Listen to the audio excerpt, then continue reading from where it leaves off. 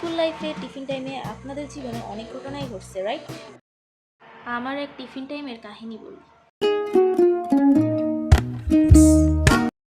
একবার আমি আর আমার বান্ধবী মনের মাধুর্য মিশায় শান্তিতে গল্প করতেছিলাম সায়েন্সের ক্লাসে।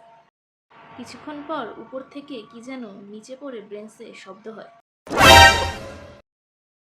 এখন ক্লাসে আমরা ছাড়া কেউ নাই, শুনশান। পরে শব্দের উৎস খুঁজতে যায়, দেখি ব্রেঞ্চের উপরে কি যেন একটা পড়ে আছে, টুপির মতন আর কি। এখন আমার বান্ধবী বিষয়টা তদন্ত করার জন্য আমাকে সামনে যেয়ে দেখতে বলে যে বিষয়টা আসলে হলোটা কি। বাট আমি তো যাই না, উল্টা 360 ডিগ্রি অ্যাঙ্গেলে ঘুরে ওর পিছনে লুকায় যাই। যে ঘোরানটা ঘুরছিলাম, রোনাল্ডোর শুও ফেল। পরে জানতে পারি আমার আরেক দুই বান্ধবী আমাদেরকে ভয় দেখানোর জন্য ওখানে ওই জিনিসটা রাখছিল আর কি।